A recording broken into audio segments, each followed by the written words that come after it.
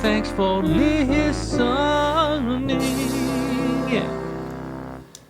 Hello, everybody, and welcome to We Say Things. What episode is this? A lot. Gonna hold that thought. I'm finding it. 1 second. 1 second. Oh, yeah. In the meantime, you can enjoy 2 camera shots of us slightly offset. This is production value, Suns Fan TV edition. Yeah, this is the Ghetto We Say Things podcast. Welcome, everybody. Welcome to all our new viewers. We had a lot of new viewers last episode, of course. Yeah, there were a lot of comments on the YouTube video, which I'm sure you read because you always do that. Definitely real new viewers. We appreciate you. We are at TI in Hamburg. Good. We have cast the Road to the International, which was really hype, and of course we're going to be going over that. And then we'll be doing predictions and all that good stuff. This is episode 272. Welcome, everybody, to We Say Things, episode 272, brought to you by Gaben. Oh. Thank you to our patrons. You know what? Because of my throat, please. I do all of them. Okay. Thank you. Well, you have to answer the basketball questions. Amish Toaster, faster self-destruction, Mavericks, or GG? GG. Okay, I guess that wasn't all basketball. Well, Mavericks, they got the number 1 pick like 3 months later, so what can you do? Crownful Enjoyer, Disco Farm D, Dop, Empire of Dirt, Isaac Hansen, Janie, Anonymous, Malicious Damage, Pepperballs, Peter Horniak, Shark TM, Suns Nugget Boy STGC Daniel, T-Coil, The Mega Pope, Vlad, Let's Have Puppy on the Podcast, Wagyu Hater, Wooden Aftertaste, and every international has been in a different city or venue. The event has no permanent home, Mr. Niebling. That is also bait, just like the previous one. It's been in Seattle 6 or 7 times. Well, maybe he's not including Seattle then. Is it true if it's not Seattle? Yes. There's been no repeat cities apart from Seattle, but Seattle was TI 2, 3, 4, 5, 6, 7, and 11 or... Wait, which one was after Romania? That 11. Was TI... Well, TI 10 was Romania. Yeah, TI 10 was Romania. Was TI 11 Seattle? Or was it 12? I think so, because, wait, I think it was 11, Singapore? right? Oh, Did they do Singapore or Seattle? I think they did Singapore last. Yeah, we're getting of those old. two. I don't remember. I think TI 11 was in Seattle.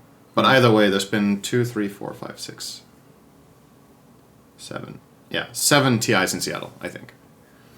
Thank you for that update. You're very welcome. I'm happy to help. So usually we talk about our experience so far in the country. I haven't left the room, basically, because I don't want to get sick for the 3rd year in a row for TI, so I've been very antisocial. We've all been enjoying that. And I've been having throat issues for 6 months now, so just felt it would be safer to just chill. Maybe you can talk about your experience. Yeah, I've been for 2 walks in the city with different people, but it's mainly just been for shopping. We haven't been doing tourism, really. Walking through the city, seeing what it looks like, going to a couple stores, having lunch or whatever. And then in the hotel, we've been spending a lot of time playing board games and going to the pool, going to the rooftop bar, which is really nice. So it's been a good time overall. But yeah, as far as like something unique to Hamburg, there isn't really anything. I haven't been to local restaurants or something like that, or seen I don't even know what tourist stuff there is here. I was told by the driver who lives here when he drove me to the hotel that it was like Hamburg doesn't really have must-see stuff like that. So it isn't really much of a... Yeah, tourism isn't so big here, but it was... People don't come here for the hamburgers. They don't. They come here for... I will say the view from the hotel is really nice. Like the lake... Oh, not from my window. That's No, not sure. from our windows. No, this is the same for me. When I look out my window, I just see a building. But if you're on the rooftop, it's really nice. Like the view over the lake, and it's very, very pretty city, honestly. And yeah, downtown is also quite nice. It's like stereotypical metropolitan kind of style. Pretty modern. So, yeah, that's it. Good That's stuff. all we've done. That's great. You might go and socialize a bit when we approach the end of the tournament, because then it's too late to get sick. Well, it's not too late to get sick. It's too late for the sickness to affect my casting. Right. So Yeah, if I do it you'll like 2 definitely days get sick. beforehand, yeah. Without question. We already know. You're really good at it. Yeah, I I've been found taking. your life skill, actually. That's true. I've been taking vitamin C. Yeah. Okay, I'll tell you one. It's not a story. It's not even interesting. I don't know why I'm going to bother. But usually you take vitamins, you don't really notice the difference. You just assume it's working. Right. I actually did find that, and again, I'm making connections here, but when I started taking vitamin C, I can't remember the last time that I felt like I'm getting sick and then I haven't. Does that happen to you often? Because Nikki will think legitimately 6 times a year, like so often, like, oh, I think I'm getting sick, and then nothing happens. Her immune system is going to work or whatever. For me, it's always something. You feel like you're getting sick, you get sick. Always. But since you've taken vitamin C, you've dodged it. There was one time, in Riyadh, I was like 100%, fuck me, I'm sick again at a tournament. And I did not, so. Okay. That's Maybe good. it's doing something. Maybe your body has been lacking proper defense for like 5 years in a row. Or maybe I had COVID 6 months ago, which is why I'm having long COVID throat issues now. And it was so bad that no other sickness wants to come close to me.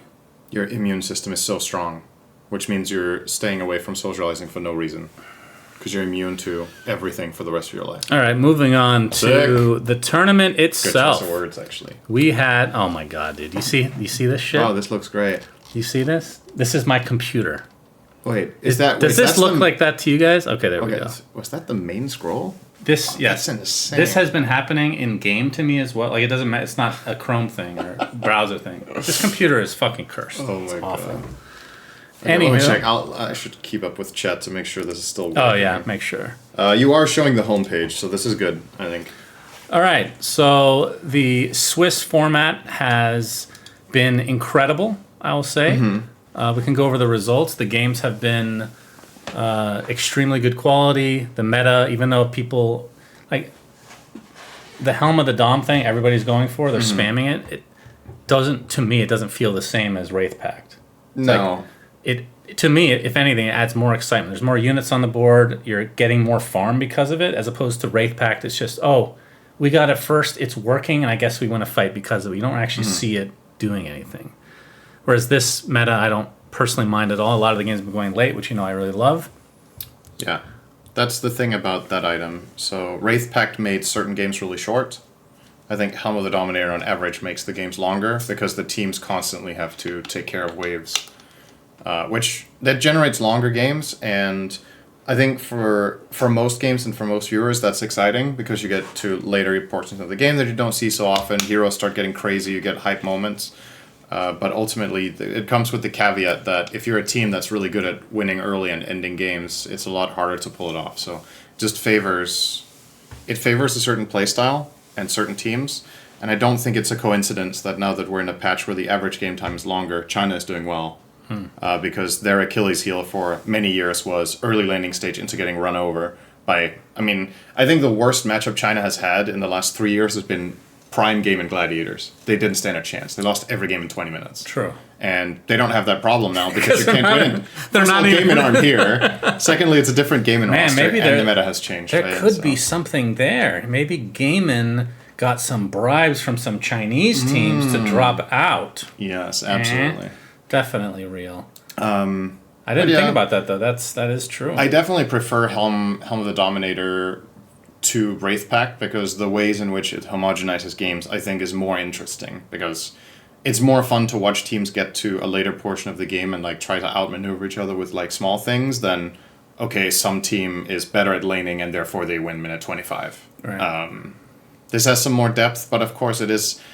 Either version, it's a little bit of a shame that the skill expression is a little bit more homogenous than I would like. I think it's cool if you have a patch where certain teams can win in 20 minutes, other teams can win in 60 minutes, and some teams play hardcore 5-man push and others try to turtle or play late game, right? It feels a little bit more, as it has for a long time, I think the style of play is a lot more normalized, and then it's just much better at that. Can you grab that orange box? Have you had this before? Try one. Oh, it's a Jaffa cake. You've had it then.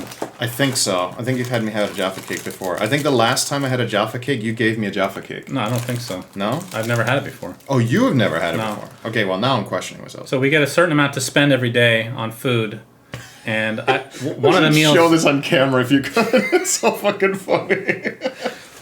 You can describe it maybe. Okay. Anyway, so we get a certain amount of money per day, and I'm only eating one meal other than the hotel. We get food for free, breakfast, which I have, and then I only have one meal later. So I have all this extra money. It's like, why not stock up on snacks then? Yep. So what do you see on that table right now? So effectively, Shannon has his own mini bar, Yeah. which is a table. And you have, let's do them in any order. You've got Pringles, Twix, Toffee, Jaffa Cakes, Snickers, beef jerky, Toblerone, Pocky, I think that's Kit Kat. Yeah, there's Oreos underneath. And then, of course, the crown jewel, Lactaid, also on this table. That was the final snack I brought that from home. after a good meal. Yeah, it's a nice little snack bar you've got here. And of course, when Nikki's coming in, she's going to enjoy this. Oh yeah. So, you also have Pringles on your table. So I have you've 3 tripled Pringles. it. You have a lot of Pringles. You've really gone hard on that. The salt and vinegar was a mistake because I think it actually hurt my voice or my throat even more. Oh. But it was fucking delicious. So. Okay, that's very good. Oh yeah, we didn't go through the results. We started talking about snacks, which honestly I don't know which one's more important because of course this is the result everyone expected. Let's tab into Dota and bring up our predictions. Because if you guys remember, Shannon and I did predictions together. And here they are. We got... Wait, why are these not color-coded for you? They're color-coded for me. I did this earlier and it was color coded. That's weird.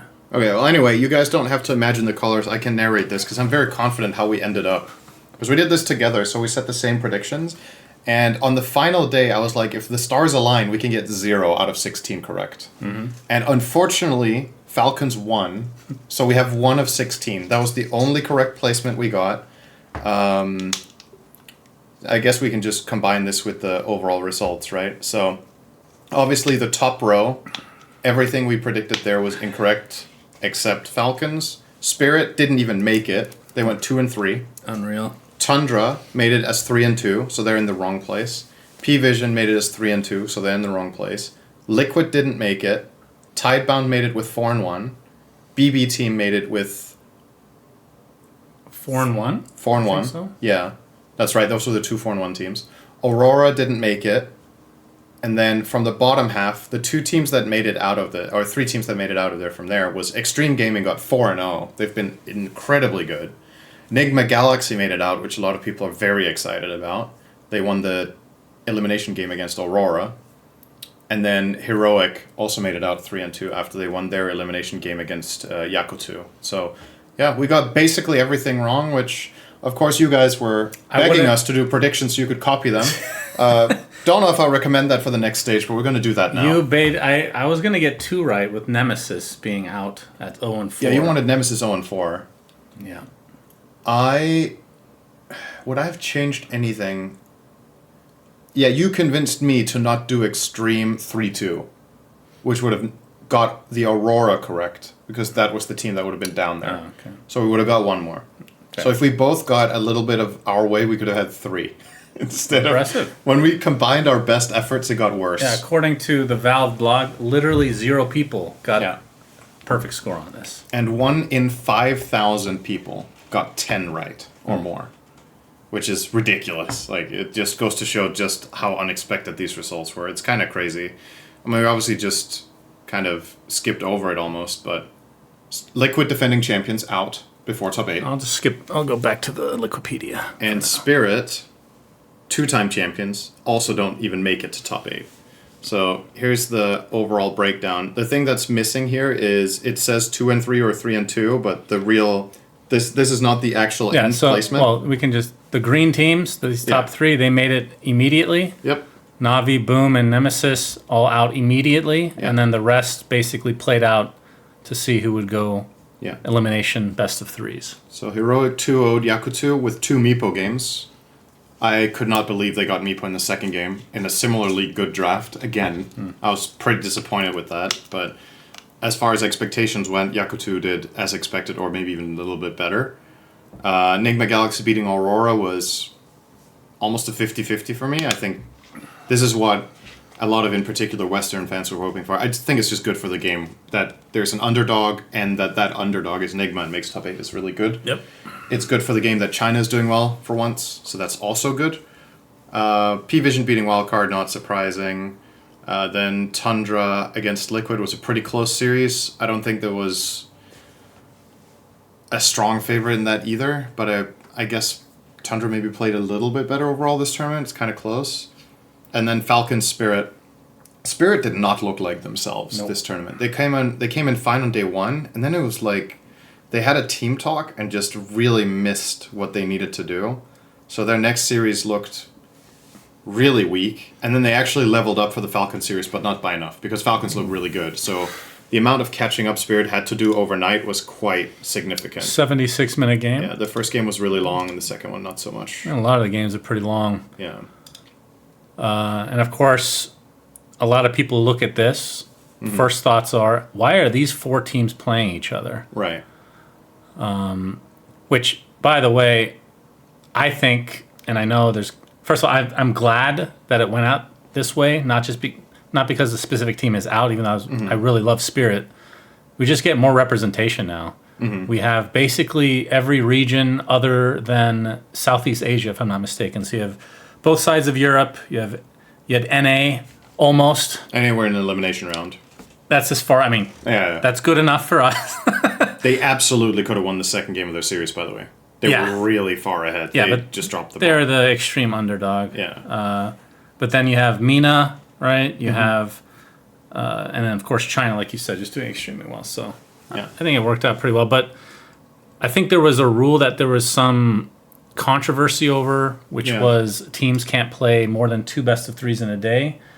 Which I forget what was the actual controversy behind that. That it was just told to them late. No, it changed what matchups were drawn for logistics. So if the time thing, it wasn't mentioned before the tournament started that was going to be a rule, but it's for the sake of fairness that teams don't play too much in a single day. I feel like that's normal as well. But because of that, the matchups that were drawn for the elimination round were changed. Because if you draw a matchup where you're playing a third series, that's against that concept. So then you draw another opponent. Right. And that's why we could get Liquid Tundra and Falcon Spirit. Otherwise, I think one, if not both matchups would have been different. But at the end of the day, when you look at how the tournament progressed, I don't think inherently that the matchups that were generated were very unrepresentative of the skill that the teams had shown. I think Spirit were just not playing very well. If they were, that series would have been more exciting, or they wouldn't have been in it to begin with. And same goes for multiple other series. Now, I would say for future, if Valve want to run Swiss again for this tournament, I would have loved to play it out instead. I understand logistics are a concern here, but the whole 3-2 plays 2-3 and you draw opponents versus playing this extra round of... So you could do this 3-2 versus 2-3 round, and then if you're a 3-2 team and you win, you're through. You've got 4 wins. If you're a 2-3 team and you lose, you're out. You've got 4 losses. But if you're a 2-3 team that beats your 3-2 opponent, now you're 3-3, you get an extra life. You play these 5 series out. Worst case scenario, all of the 2-3s win. Now you have 5 games again, but those are elimination games because now all the teams are 3-3. But you're playing different teams in that case. Yeah, then you redraw, right? Right. You draw a new opponent. You can't replay the same one. And the absolute vast majority of the time, 3 of the 3-2 teams at least should win. Right. And then you have 2 elimination games the last day, and that's pretty hype. Like then you do 1 more games of groups, of Swiss, and then you actually finish out the Swiss. Obviously, this is a limitation that the format has because when you're running a 16-team Swiss, the perfect Swiss, which CS uses, you just go 3 wins you're in, 3 losses you're out, and you just play it through, and it's just elegant. There's no elimination round; it just matches up where the 2-2 teams. Isn't that more to do with the amount of teams? Doesn't that It's 16. It's the same as here. But the reason Valve didn't want to do it, I'm assuming, is in the CS Swiss, it's really important that the teams are accurately seeded. And the way they do it with the teams is that the teams seed each other blindly. So going into the tournament, they ask all the teams, what's your top 16 in order? And then it's effectively a self-reinforcing system where the average team that everybody thinks is the best will be first seed. And all the way down. And then you generate the bracket off of that. So that removes uncertainty. I think it's a lot harder to do in Dota. Can't you fuck with the average by just... In theory, you could collude an entire region and be like, we think this team is shit. If you're like, let's say you're the 16th best team, the worst team. Yeah. And you just put yourself as number 1. Doesn't that skew it enough to be potentially 15, so you don't get the first draw. If all the other 15 teams know you're the worst and they put you 16, you can't push yourself. You need to, like in theory, if you collude as like 5 teams, you could manipulate the bracket, right? But there's always going to be some sort of integrity concerns with any format, but I think honestly, I really like the idea of the teams seeding each other. I think it's harder to do in Dota, though, than in CS. I think it's a lot more difficult. Like, going into this tournament, everyone would have seeded Spirit as first seed, right? Which is fine, because that's also what the tournament, I believe, did when it generated the pools or whatnot. But, yeah, maybe if you just let the teams do it, then obviously that's actually kind of interesting, because then depending on who you've scrimmed against, some teams might be like, oh, wow, Extreme are really good this year. And they just know because they scrimmed them. And they will rate them higher in their internal power rankings. I don't know. I mean, I personally really like the longer Swiss than just 3 wins for TI. I think it's good to have more games and try to make it more representative of team strength. But then if you are committed in that direction, then finish the round. Yeah. That's my overall take. That seems fair. Yeah, I like that suggestion, though. But, I mean, overall, I think the Swiss has been a huge hit. Like, minus these couple of things that people have issues with. I feel like generally every year that's the case anyway, regardless of the format. I really like this format. And, I mean, I'm not saying it's the only reason that the games have been super hype. I think a lot of people have brought up the fact that Dota Pro Tracker and all that shit where you can't look up people's games has made a big difference. I mean, it's impossible to really know how much difference it made, but I'm sure it did. I think it's just everything together just has felt... This is what I'm scared. TI4, you remind me, was actually fine. The group stage was really good at TI4. And then the main event was horrific. But the difference was it's in a way it's a similar story. A lot of the games at TI4 were close and pretty long, and then they cracked the code the last 2 days, and everybody thinks TI4 was shit because they remember the finals. Yeah. The finals were the worst we've had. They were just 20-minute stomps because they cracked the code of, oh, you get so much gold for towers that drafting lineups that knock down towers are just best. Right. I will go out on a limb here and say I will be absolutely shocked if there's some sort of mid-tournament discovery now that you can play 5-man deathball and win in 20 minutes. It really doesn't feel that way. So if this does become somebody cracks the code, I think the code is longer games, which just makes for better finals, right? But yeah, I agree. I think this has been one of the best formats, and I think, to me, the number one biggest strength of Swiss is that it generates 0 nonsensical games. The problem in round robin is, let's say you do a round robin with 8 teams per group. One team is 6-0 after 6 games. The next game doesn't matter to them, but it might matter a lot to their opponent. So effectively, the opponent that plays the top dog last are favored versus people that played them earlier, because the top dog can now fuck around, right? Games where the stakes are not even for both teams are inherently flawed. It's getting hot in here. Swiss, every series is best of 3, every series matters. I think that's great. Let me turn on the... And BO3s are great. AC. My room's been getting hot too, actually. I just opened the window, though. No, mine has not been hot. Oh. Well, you haven't been using the PC this much, have you? It's probably because you're streaming and stuff. And we're 2 people in here. Yeah, it adds up. It's the 2 people thing. It all adds up.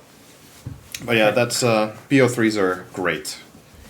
I think this has been, I don't know if it's been the best stage 1 of TI, but it's definitely one of them. It's not the what?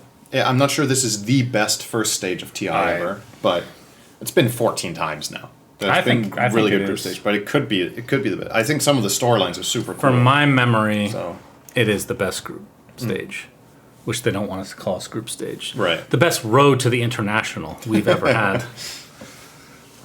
Okay, let's move on. Let's go back to the game. Okay, time to predict. Now you guys know the backstory. So here's the thing. Important decision. Am I supposed to, whatever we choose here, am I supposed to keep it on my account? I think we should do the same prediction. We did the same for stage 1. Okay, fine. I think we need to discuss until we reach an agreement. Here's the problem. If I start believing in China, they're fucked. Yeah. I did not believe in China, therefore they did the best in very long.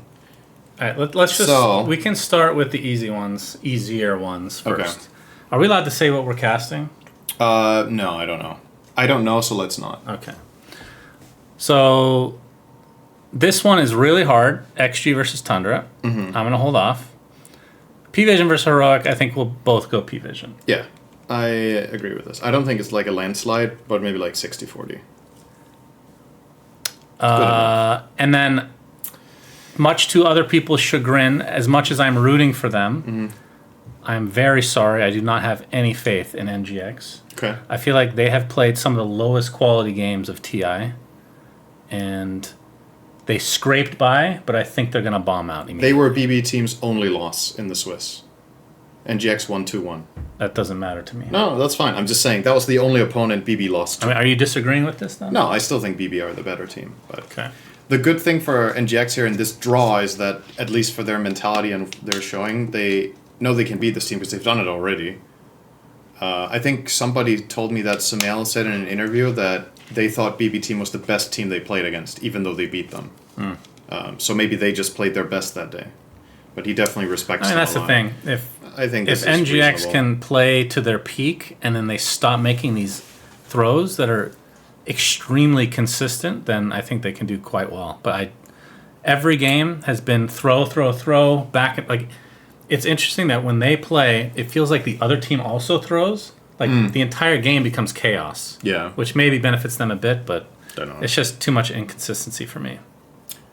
Okay. The other two are hard. Now, the question is, obviously I'm not a superstitious person, so I don't believe I have any fucking influence on anything, but it's just funny how long it's been the case that I just curse Chinese teams when I believe in them. I'm a bit on the fence here. I kind of want to pick one of them to win and one to lose. This is what I was going to do. I would pick Extreme and Falcons to win round one. Yes, I was going to pick I Falcons think so. and Extreme, although I think both of these series will go 3 games, and I think it'll be close. I think it favors the Western teams that there was 3 days of break.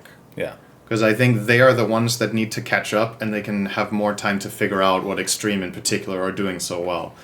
At the same time, I saw a stat, I don't remember what the exact number was, I think it was something like 9 out of 13 TIs so far, the winner of the group stage has been in the finals. 9 out of 10? 9 out of 13. Oh, okay. So there's a very high chance that Extreme, at least statistically speaking, makes top 3. Just based on the fact that they were best in groups. Now, this is obviously different with Swiss and whatnot, but let's be honest, if this was a round robin, Extreme would have lost 2 games or something. Or maybe 3, right? And when I say games, I mean 2 game series. I don't like basing predictions off of past shit. No. It's not connected at all. Well, it's a new format, so I think it's less representative, but I think it's just, something to keep in mind that there is a clear correlation, at least on average, between being good in groups and carrying it over to the main It'd be so stage. funny if China just loses out completely. That would be the EG, right? They had that year where they were just stomping groups and then lost 4 games in a row on stage and just got knocked out. Yeah, true. Okay, I agree with this 100%. Let's keep it. Do you want to start with upper? Or Let's start with lower. Okay, so Yeah. I mean, these for me are, Yeah. I feel very confident in. I'm more confident about the lower round Well, one. I guess we can say out loud. Tundra over Heroic, Yeah. Tidebound over NGX. And in the upper, we picked Extreme to beat Tundra, P-Vision to beat Heroic, Tidebound to lose to Falcons, so Falcons win, and then BB Team to beat Enigma Galaxy. That was round 1. Okay, I agree. Round 2, Extreme Gaming versus P-Vision. Oh, gosh. I'm trying to think about playstyle-wise who has the best chance at beating Extreme. I don't think it's P-Vision, actually. So I would pick Extreme to win this. I would too. I think Falcons are the worst matchup. I do too. And I think Falcons will also beat BB Team. I do too. Yeah. Wow, we're actually... This is a lot easier than you thought it would be. This is bad news, though. That means things are we had a lot of disagreements in phase 1 and it went awful. So now that we agree on everything, it might be good, We'll see. Okay, so into the lowers. BB Team versus Tundra. Oh, this is hard, though. These are both hard. I would almost flip a coin for this, to be honest. Do you want to flip a coin? Is that fun? No. That's We have to pick? Flipping a coin's not fun. Logic is even more fun. Okay, Syndrome. all right.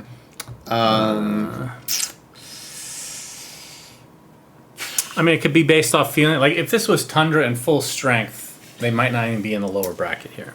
Okay, This is with a stand-in. let's think of it this way. Do you believe in BB Team? Who bounces back best from losing round 1? I think let's think of that part of it rather than the technically matchup Tundra itself. would be coming off of a win in this scenario. Oh yeah, true. Tundra lose and then win a round. BB team have just lost to Falcons in this world. But it's on separate days. So both of them will have had a night's sleep in between. All right, let's skip this one. Well, You're not going to like this. we can't really skip it very much. I think Tidebound will lose to P-Vision. I think that's entirely possible. I think Tidebound getting, what is that, top 6? Pretty good showing. I'll probably have them going one round further and then losing, I think, but... You think they beat P-Vision? The team of the year, in some ways. Okay, let's put it this way. I think if P-Vision lose to Extreme, the way they're going to adjust to play against Tidebound, I think is not going to work. Because I think Tidebound and Extreme share a lot of aspects to the gameplay. You're really getting on this Chinese bandwagon, huh? I am. I mean, you're going to fuck up my predictions on my account. Do you want to do them individually? So you think Tidebound, I think P-Vision. How about this? I take Tidebound and you get to pick BB Tundra and I accept no matter what. Well, but you would have been fine with either one is the issue. Okay, how strongly do you feel P-Vision? You can't be like 60-40 even, surely. Right?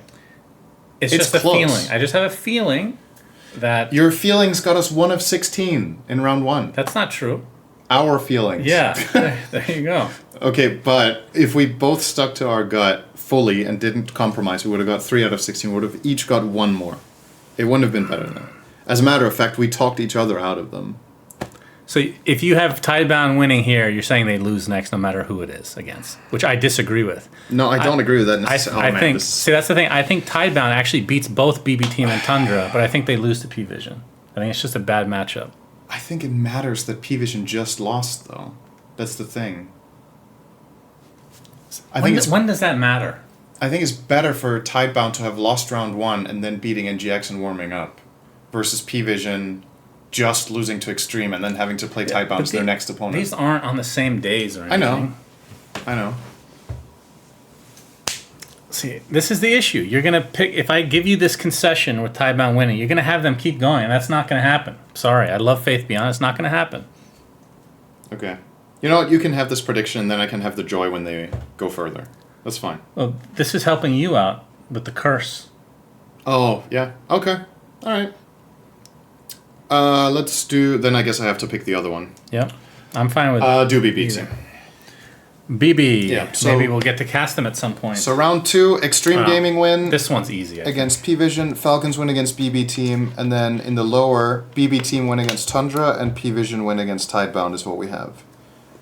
I think this lower one is easy. Okay, well then you pick, because I don't think it's easy. I think P-Vision wins because they've Okay. dominated them all year. BB Team just beat them finally, and it was a relief. And they're going to be really sad to have to play them again. P-Vision's going to learn from whatever went wrong in Okay. that one series. I feel like you've had somebody's number this long, one series loss is not going to change anything. I think they beat them. So now the question is, for Extreme versus Falcons, do you think Falcons will win this series, or... I mean, okay, who do you think will win the tournament with these 3 teams left? Not P-Vision. I don't think it's P-Vision either. I think it's one of the other two. The Yeah. question is, if you think Falcons will win, do you think they will win into win or lose into win? Am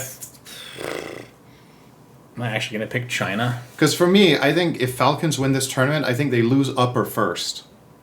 I don't think they win upper and then the finals too. And I think for Extreme, they could win both times. I think it's more likely that Extreme clean sweep than that Falcons do. So I guess the challenge here is to pick if we think Falcons win the whole thing. I think... Because then I will set the bracket based on that. I would say... Okay, well, this is where you're going to overrule me because I've chosen stuff. But I would say Falcons lose upper bracket, and then they lose again. Okay. And then P-Vision lose grand finals in a stomp. Oh, you think Falcons lose to P-Vision? Yes. Okay, that's interesting. I think Falcons lose 3-0 to Extreme. I'm 100% on board with Extreme winning first because both my permutations with Falcons in the finals, they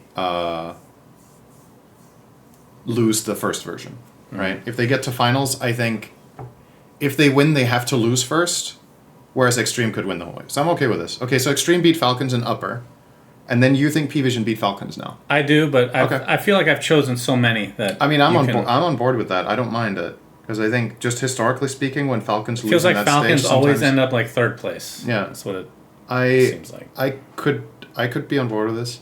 I also think this is a cool bracket because I think it's a little bit, how to say, it's a little daring. I don't think this is the consensus. No. So I like it. I like taking some chances. Let's do that. Okay. And then you I think Extreme. just think Extreme smashes if they get that match. I think it's not close. Yeah. Yeah.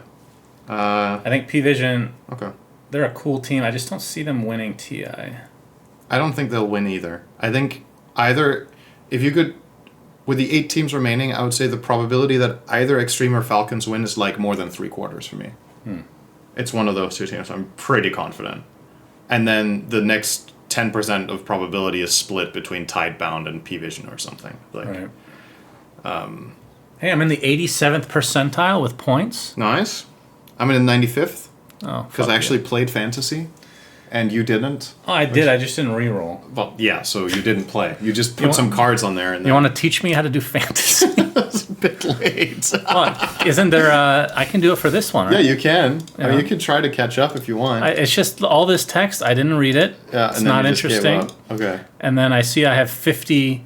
Wait, upgrade war banners. What is that? So right now, each of your players have 3 stats. Yeah. When you click upgrade, they all get 5 instead of 3. But you can just replace the player. So there's no reason not to click this. See, now they have 5 stats instead. Wow, That they wait. track. And now you can replace players. So you obviously replace the And 2 I spirit players. want to try to find tier 1s, right? You want to replace the players first. So who do you want for core? Well, if you picked Extreme to win, you should probably pick an Extreme player or a P-Vision player if you believe in your bracket that much. I'm still keeping my 3 Falcons players for points. We'll do Ame. Falcons are good for this because a lot of their games go long, so they score many points. Yeah. So you could do that. So it's either I'm picking P-Vision. No way I can pick Ducalis. I'll just do another You extreme. could do 9 class. Jin Q. He kills a lot of couriers. Okay. Jin Q. And either way, just teams that play long games and that you think will go far. All right, I have 90 rerolls. Yeah. So we're not doing this. I just want the idea of how this Yeah. works. So- this is the tier 1, isn't that good? That's the lowest. So, Okay. for example, you click on a player. Let's say you click on Ame. Yeah. Now he's the active player Yeah. that you're modifying with these. So now you can choose if you want to do either of these 3 actions, and you can pick any of the players to do them on. If you don't like the actions, you can re-roll them here. That also costs a re-roll, but that's effectively skip. I Wait, don't wait. want to modify. I clicked on him, so why is it highlighting all 3? Because all 3 are available, because he has green and red. If you click on him, he will not have the red one. If you click on Jinkyu now, see now the red one's grayed out because he has no red flags. I see. Okay. Yeah, and then you just run it up, and then the modifiers. Wow. So now you can. This one's obviously great because on average that's just gonna increase the quality of your card, right? Because you increase 2 and reduce 1. This is so much work. People actually do this? Yeah, but you're not gonna do it now, please. Let me just You're just pressing button. You're not even reading. You're not even checking what it I does. see number go up. I mean, it's good. People actually are into this. I mean, good for them. I find this so uninteresting, though. But I guess if we're getting rewards, I should probably re-roll at least. I don't know. Yeah, you can do this later. It takes a bit of time, but yeah, big number is good, and obviously you want the right stats, right? So for carries, having stuff like last hits is very good, and having courier Yeah, kills is not Lyrical great. showed me a big Reddit post with all the stats. always gonna Some be fucking nerd made that shit. Yeah, the thing about statisticians is they also had a different prediction for Road to the International, so the stats aren't always right. Do your thing. Okay, that's All right. that. Yeah, what else is That there? was the predictions. Are we done? I don't know. What else you got? I didn't have anything planned. Well, I guess you don't have any anecdotes because nothing happened except. Well, you can tell them about what you've done in your room for 4 days. I've been rewatching The Leftovers. For the 4th time? 5th. It's my favorite. Oh, just throw out a random number. It's pretty close. It's my favorite show of all time. Nikki is also watching it at home, so we're trying to Okay. sync up, although I'm ahead of her now. All right. I've been eating a lot of Pringles and soda. Good. 0-calorie soda, though. Mm-hmm. And that's my experience of Germany so far, or Hamburg in particular. I will say the delivery system, which we use Volt, has been garbage. Okay. Because they don't show where the package is. The tracking has been bad. One of the places didn't even say it was delivered at any point. I just went downstairs like, oh, I guess it's here. How? Maybe it's been sitting here for 45 minutes, I guess. I don't know. Things take 2.5 hours to get here. I don't know what's going on. It's probably mainly because there's so many people in the hotel that are doing the same thing. So I guess we could also say something else. We were at rehearsal today because it's the day before the event starts, obviously. The arena looked cool, I thought. It looked good. I think this is one of the better arenas, so I think you guys can look forward to that, watching it live when everything is up and running. And the setup for us is good as well. The setup is better than last year. Not going to spoil more than that, but it's a good look. This arena is going to be super cool, and I think they've got a good idea.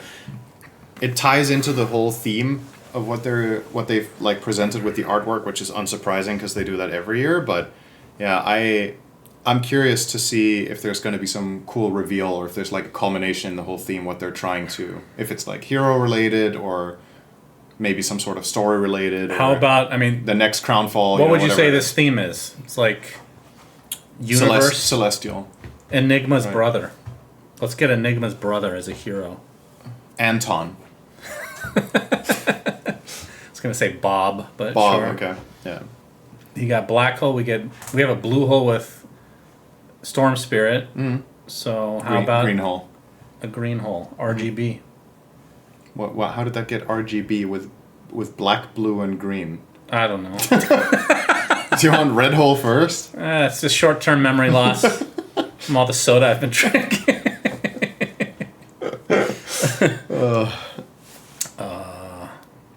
This is a short episode. It's a funny coincidence though that arguably the best event of the year for Enigma Galaxy is the one that has the stars. I think it's poetic in a way. Stars have a line. The stars align. It's funny.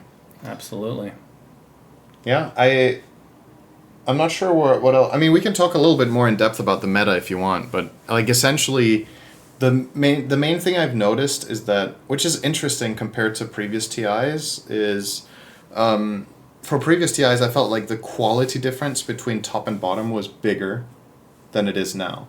Like the best teams were on average, and this has been shrinking every year, the gap between top 4 and bottom 4 was really big. I think this year it was smaller. Nemesis, who got 0-4, almost beat Falcons round 1. And Falcons are now, one of the favorites to win the whole tournament. To be fair, I feel like that's been the case every year, right? To an extent, but it's not been in best of 3s, right? That's that's what makes this tournament so far way better, is the best of 3s. Because teams sometimes take one game off each other here and there in a round robin, and then it's a draw.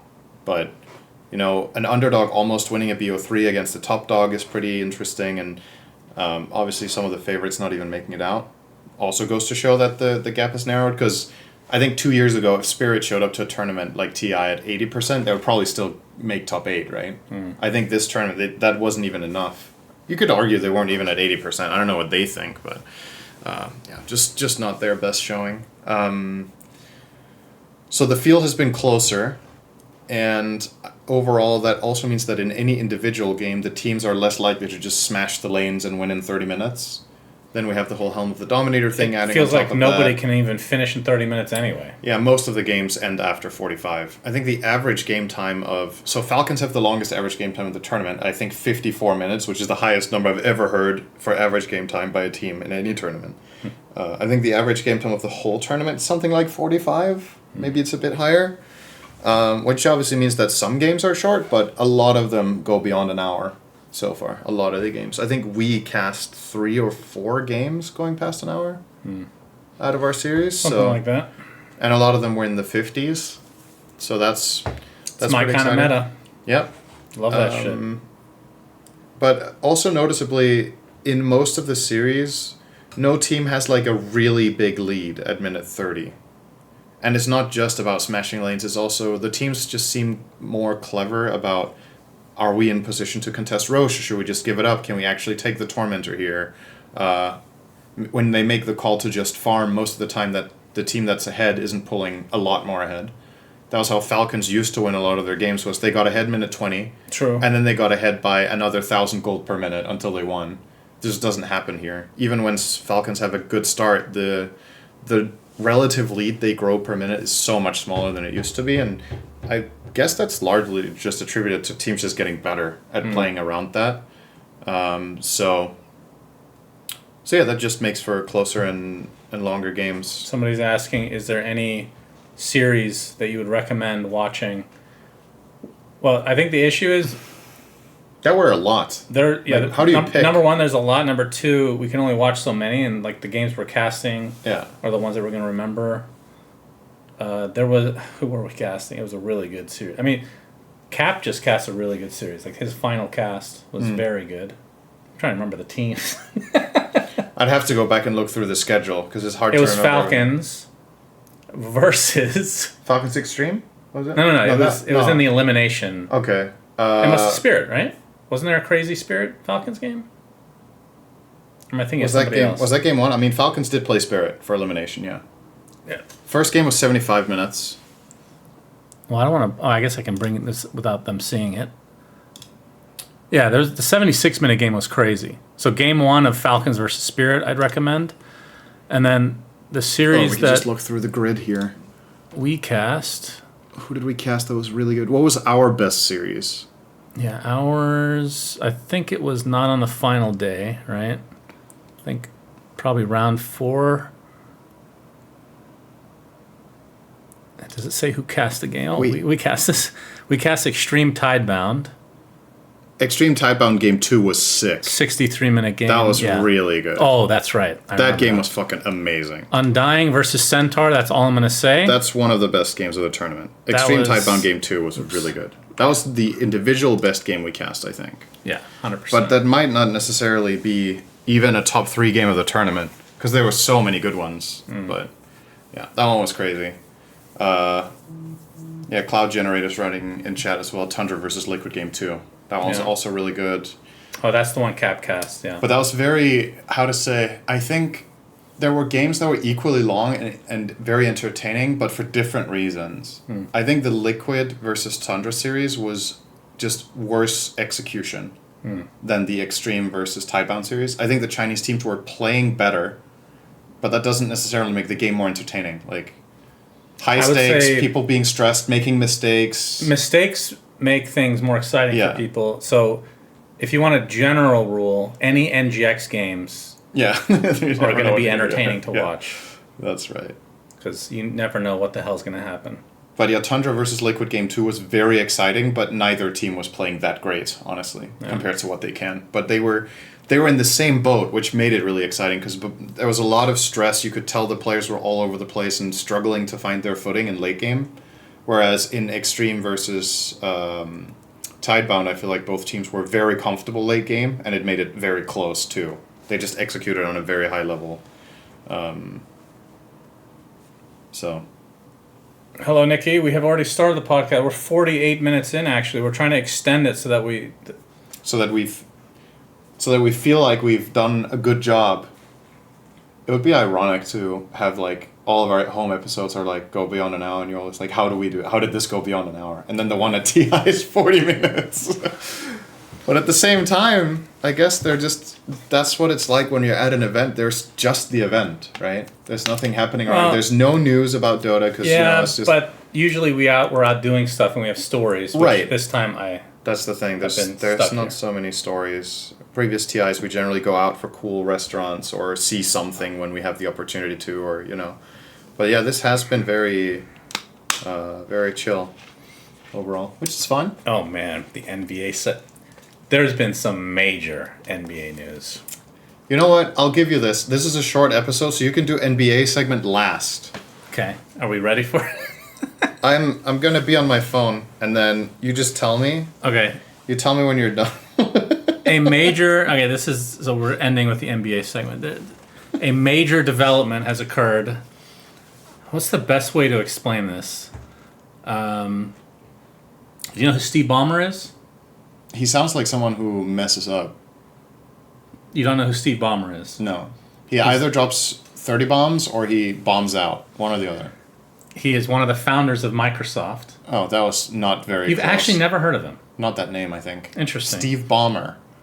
Wait, how do you spell it? BAL. Oh, okay. When you said it, I thought you meant Bomber. Bomberman. Yeah, like Bomberman. Okay, I have heard So Steve. he's Steve notorious Ballmer. for being like that guy that gets really excited on stage. And Okay. You've seen. Yeah. Okay. you've Yeah. seen Yeah. it, so. Okay. Yeah, So I he know. owns the LA Clippers. Okay. Okay, he bought them, I don't know, 10 years ago or something. And as you guys may or may not know, he is one of the richest people in the world. And it's like, even for NBA owners, he's the richest one. Like, it's not close. Okay. So money is no object. And there's a salary cap and like all these rules, tons of rules. It's very complicated on how teams can spend their money. You only get a certain amount to spend, and if you spend over it, you get penalized, etc., etc.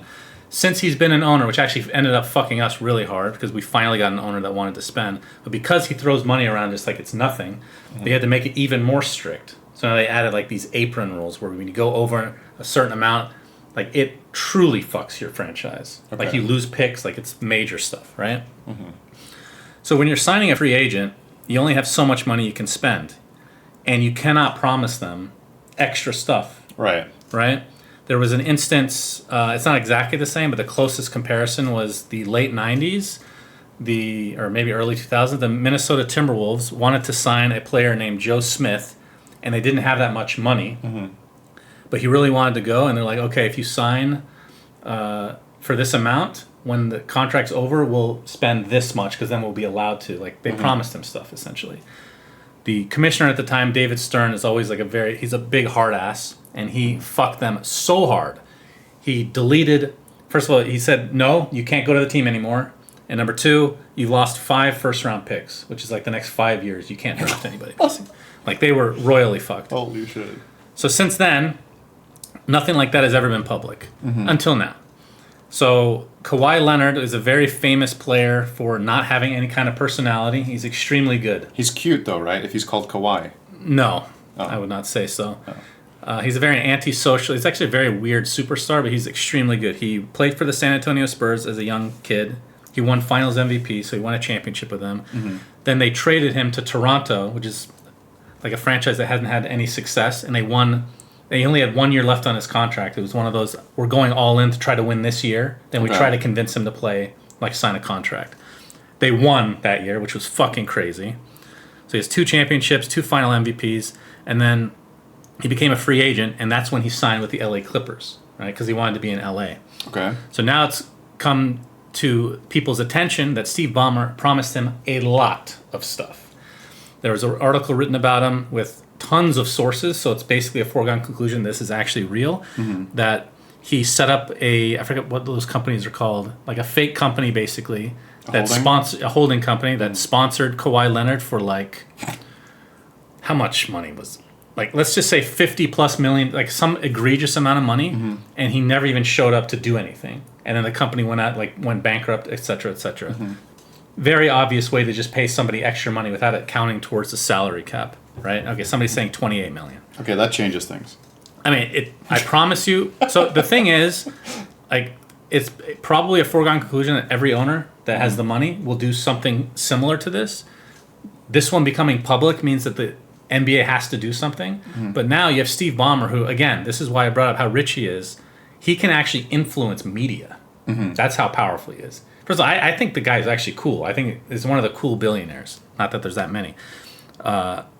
But, so, apparently, so when this news came out, ESPN, every news, interview with him or whatever, and everything was catered towards Steve Ballmer. Oh, he didn't know about this. You know, he got screwed out of the money. He was scammed, blah, blah, blah. It's like, it's crazy how much control the billionaires have. It is mind-boggling. The fact that you can take something that is, you can just read, what's the best way to put this? You read something that's just true, and he can make you think it's fake. I mean, you can get into American politics with this shit as well. It's the same kind of idea. So yeah, we're waiting to see, the NBA is doing an investigation, and he's funding it. Well, that's the thing. Like, the commissioner is not beholden. He's beholden to the owners. They're not beholden to him. Right. So there's no real incentive other than the way it looks, the perception. So everybody's waiting to see what happens. I think they're going to get a slap on the wrist. It's going to be basically nothing. But in the grand scheme of things, like with how egregious, based on the details of the article, it's one of the most blatant breaches of what is supposed to happen in the NBA that we've seen. So that's the big NBA news. It's pretty crazy. Pretty fucking crazy. And yeah, it's a microcosm of how like politics work nowadays. It's just brainwashing people and getting them to pit against each other or whatever. Yeah, that's the NBA news. Was that interesting enough for you? Thanks enough. Thanks a lot for watching, guys. Oh, shit. That's this episode. That was the last topic of the day. That's right. We flipped it around on you. Surprise. The last 56 topic minutes. was the NBA segment to end the day, which is probably really confusing for people because I've heard a large subset of our audience tune in only for the NBA segment, and a large part of our audience specifically skip the NBA segment. And now both of those are in trouble. Because everybody who wants the NBA segment are like, oh, there's no NBA segment today. Then they turn it off. And everybody who's trying to skip it in the start will be like, what the fuck? There's an NBA segment after 45 minutes? This is a scam. Yeah, it's true. You're welcome, guys. You get the worst version, both of you, because Shannon wanted to talk about basketball because of one chatter. That's you got right. one guide. Thanks, chatter You got guy. one guide into extending the episode by 10 minutes, talking about billionaires fucking up sports. And the world. Thanks for watching. Until next time. We say things that don't mean anything, but thanks for listening. Subscribe.